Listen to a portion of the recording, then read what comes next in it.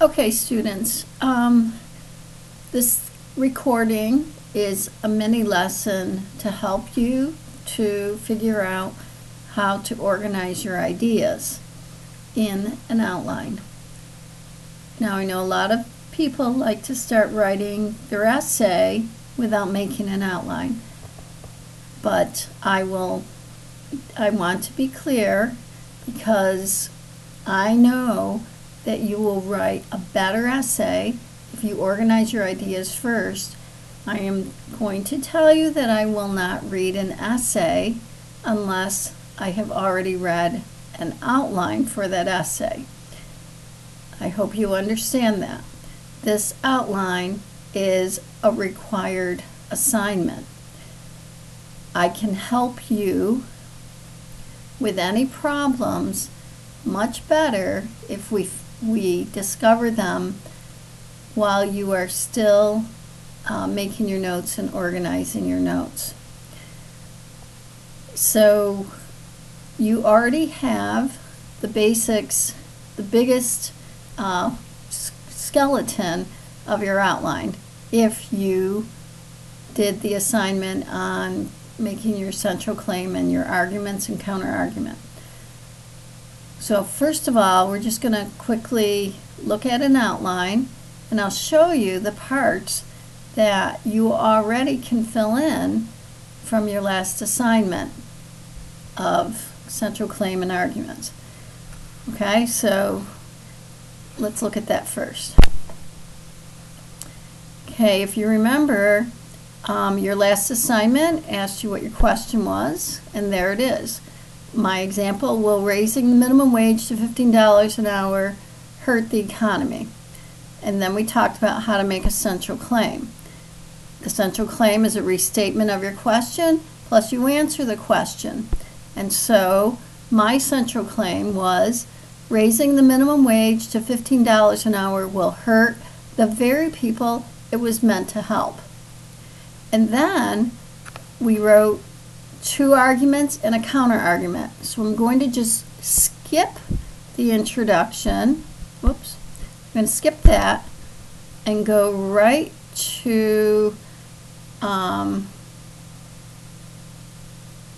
argument one. Okay, this is a little bit small. Okay, right there, argument one.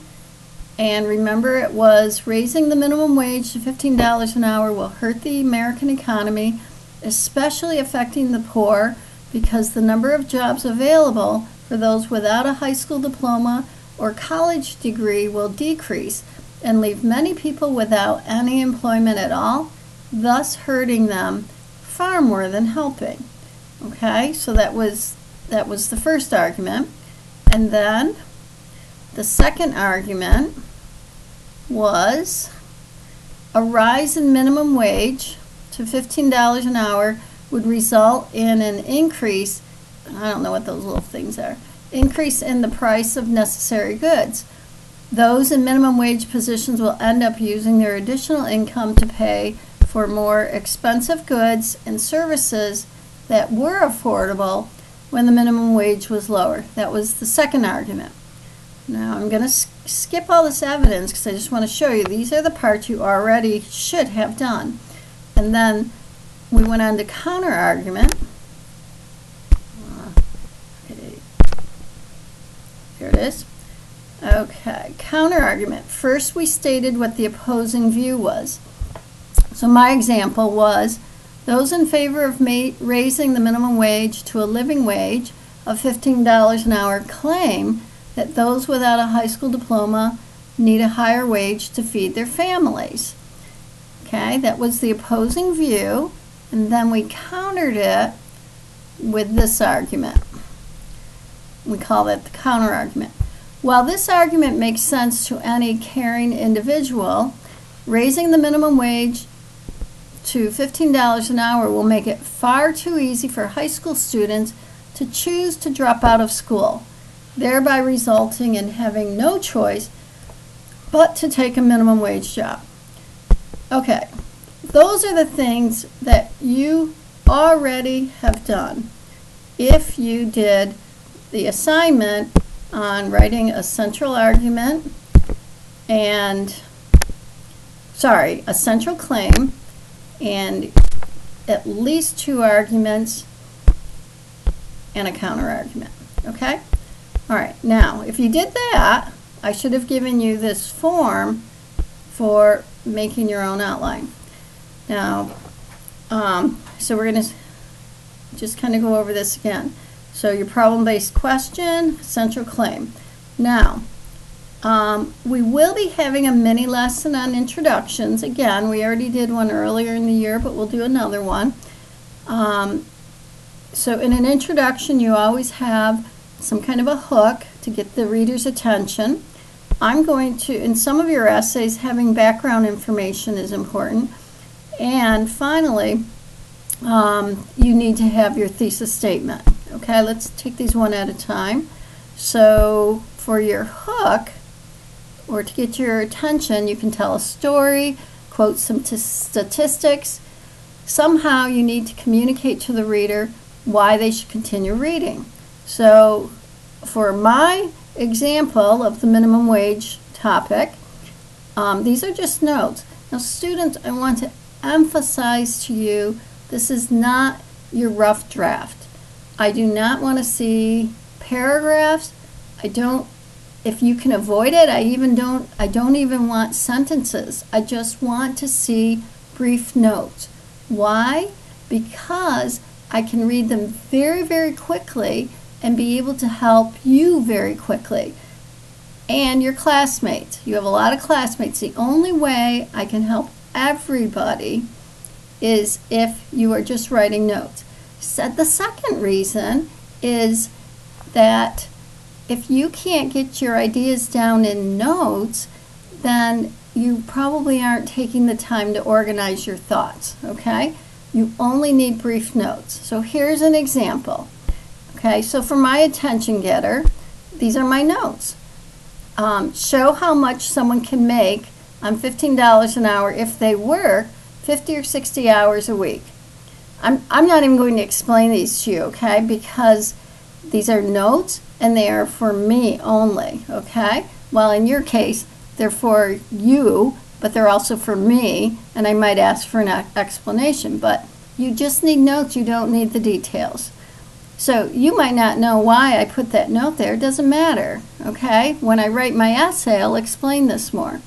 So my notes are the first one, and then how many hours a typical salaried employee works, and I'm also going to put in there how a $15 an hour wage is better than some professional salaries when you figure out dollars per actual hour, okay? That's my hook. My hook is going to be, you can make a really good living off of $15 an hour. And then I'm going to give some background information, and the 2 things I'm planning on including is when and why minimum wage started, and then the historical raises in minimum wage. Talk about that a little bit. Remember, this is just my introduction, so I'm not going to go into tons of detail. Now, here we have the thesis statement, which you are all familiar with. The thesis statement is the central idea of the entire essay. Now, I told you when you wrote your central claim that that would be the core of your thesis statement. Now, I just want to mention that a thesis statement can be as easy as writing, rewording, or rewriting your central claim plus your main arguments. If you can do that, that tells the reader what the entire essay is about. Okay? So here we have a thesis statement tells the reader exactly what your position is and why, what's your central claim, and I already talked about that. Okay? So now I'm going to show you an example of a thesis statement for this minimum wage topic. Okay, here it is. It's this top sentence right there. Okay? Raising the minimum wage to $15 an hour will hurt the very people it was meant to help by decreasing the number of jobs available to them and by eliminating incentives to finish high school and to go on to college. Now, there's not a lot of difference between that and my central claim. Well, that's fine. Do you know why? Your central claim was just part of your notes. Now you're in the outline, and the central claim has become half of your thesis statement. And if you would recognize, if you might even recognize here that I've included two of the arguments, and that was the first part, the central claim is raising the minimum wage $15 an hour will hurt the very people it's meant to help. That was my central claim. And then my first argument, by decreasing the number of jobs available to them. And my second one was actually by eliminating incentives to finish high school and go on to college. Okay? Actually, I think that might have been my counter argument.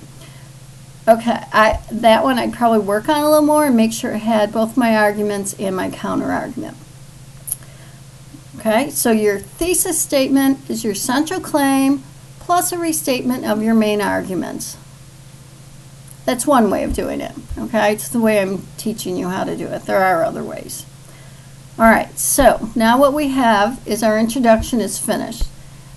So, and that's Roman numeral 1. Roman numeral 2 is what I'm calling body A. The body of the essay is going to have several parts. And I am labeling them. Body A is for the first argument, body B for the second argument. If I had a third argument, it'd be body C.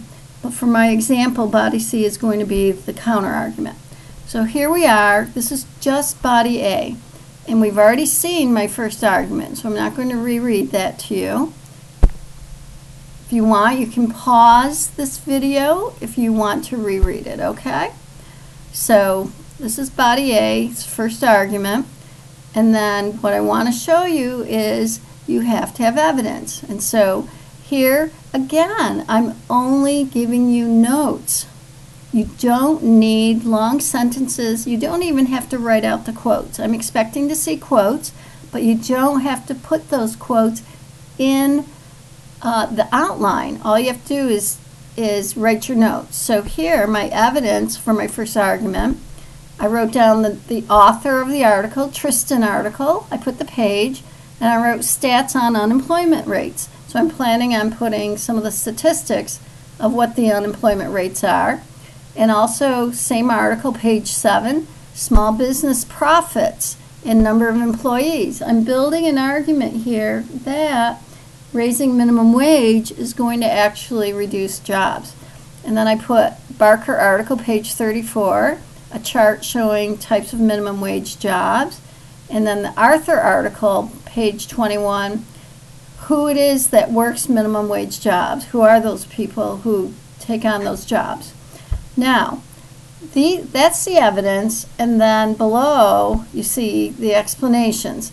Now, you can certainly on your outline put evidence and explanation. Evidence, explanation. I suppose in some ways that probably makes more sense. The way I did it here, you know, might not work for you. So, but I numbered them so you can see the evidence for number 1, the explanation for number 1, okay, is down below here. So Tristan shows that when the minimum wage is raised slightly, the number of jobs increases. But $15 an hour is almost double, and small business owners will not be able to afford, they'll have to lay off employees to show profit. So that's what I'm doing with the Tristan article. And then you see number 3, it said a chart showing types of minimum wage jobs. Well, my explanation for that will be that the types of minimum wage jobs are often seasonal. Now, I'm building an argument that those jobs tend to be more appropriate for high school and college students. And then finally, the 4th one, the Arthur article, who it is that works those jobs. And then I put here the students. But these are, I'm trying to show these should be temporary jobs, and that these people will eventually move into better paying jobs when they're finished with their degrees. And the other group are illegal immigrants who shouldn't be working anyway, according to the law. Okay, students, I just want to remind you that these are just examples. This is just to show you how to do this. I am not in any way saying these are my personal opinions. To tell you the truth, that these are not even real articles, okay? I'm just trying to show you how to do an outline, how to organize your ideas, how to do it in notes, okay? All right, so that was argument 1. Argument 2 is going to be done in the same way. Oh, I forgot. Transition. Okay, so there's the explanation. Now, transition. You need some kind of a sentence. And we're going to have a mini lesson on this later, so I'm not going to take a lot of time on it, but you need somehow to transition between body A and body 2, between argument 1 and argument 2. So I wrote here, the alternative to businesses laying off employees is to increase the price of goods and services. So I'm mentioning argument 1 was about laying people off, fewer jobs. But now argument 2 is going to be about the prices of goods and services going up. And so that sentence takes me from argument 1 to argument 2. All right, so argument 2, if you remember, was about things getting more expensive, okay? And how the people who are in minimum wage positions will use their bigger salaries or their wages just to spend it on those other things. Okay, so my evidence from an article by Booker on page 4, and then I talk about what happened when Obamacare was forced on small businesses. They had to increase their prices to pay for the health care benefits. And Good talked about how the poor tend to shop at places that employees are receiving minimum wage. And so that means that the people who are working minimum wage jobs are also the people who have to pay the higher prices. Okay? And, oh, I think I explained that here. So this number 1, yeah, I don't like how I did this. This number 1, raising the minimum wage is similar to providing health care benefits. It adds to the employer's costs. This is good for employees, of course, but in the long run, the employer must make a living wage too, or his business would fail. And then it's like a cycle. Then there won't be, if his business fails, then the jobs that he was providing are also gone. So that's an explanation of Booker, page 4. And then the second explanation is for the second one. And so this one is, if you look where people work for minimum wage, it tends to be neighborhoods where people have lower incomes. And when these prices are increased, it hurts them more than anyone else. Okay. Now, again, you need a transition that moves from the second argument into the next part of the body. And in this case, I only have 2 arguments, and then body C is going to be the counter argument. So I wrote here, many minimum wage jobs are held by students. If students are making $15 an hour, it might be easy to decide to drop out of high school or college because they're making enough to live on.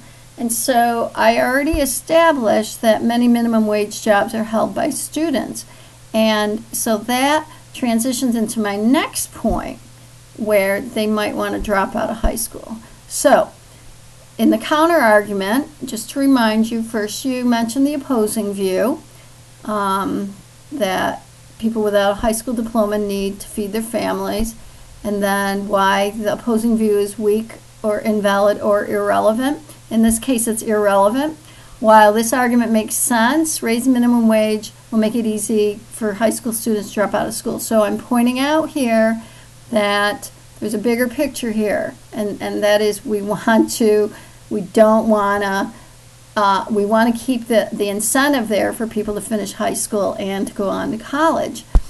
Now, evidence in Booker, page 5, Booker shows polls of students in high school and what they would be satisfied with for wages and salaries and what their motivations are for staying in school. And Good talks about dropout rates and what people are doing, and the people who've dropped out of high school, what they're doing for jobs. Okay, and then the explanation of that evidence is The first one, students are motivated to finish high school so they can support themselves, get out of neighborhoods they grew up in, and have a family. And most students are not looking to be rich, okay? Most of us think of people wanting to make, $100,000, $200,000 a year, but polls show that's actually not what people want. They just want to be able to support themselves and live in a decent neighborhood. And the second thing is many students struggle to stay in school. They often have to stay at home to take care of siblings because maybe mom's at work, or they live in neighborhoods where there's a lot of peer pressure to skip school. It really takes an effort for some people to finish high school, and they need the motivator to finish. If they can make $15 an hour without a high school diploma, then it might be easier to choose not to finish, because they might just give up on their dreams, give up on the possibilities of following those dreams, because they can support themselves without a high school diploma or a college degree. Okay, and so the idea here is to help people keep their dreams alive and to help them to work at finishing high school so they can pursue those dreams. Okay, now the conclusion for the counter argument. You want some kind of ending here. Mention the importance of people being able to support themselves. Remind the reader minimum wage jobs should be for those who don't plan to stay in them forever, or who are not using that to support a family. Maybe it's a second job, or maybe they have a spouse who has a job that's enough to support the family, or maybe it's just part-time and it's just to supplement their income. Okay? Now, I'm not going to go over conclusions right now. As I said, we're going to have a mini lesson on that, but just very briefly, in your conclusion, you're going to restate your thesis. You might summarize your arguments and your counter argument. I've called that a refutation here. That's the same thing as counter argument. And then you want to wrap it up. Envision, what would this world look like if everyone agreed with you, if you convinced everyone on this? You need to show some kind of a vision for that. Okay? All right, students, that is how to make an outline. So that's your next assignment. Again, I need to see your central claim and your arguments worksheet before you move on to creating your outline. If you have any questions, as usual, feel free to see me. You can see me during homeroom, or after class, or during class. We spend a lot of our class time working on this. And I'm also available after school every Thursday from 3 till 5. Occasionally I'm a little bit late, so maybe 5 minutes after 3. Okay, have a good day.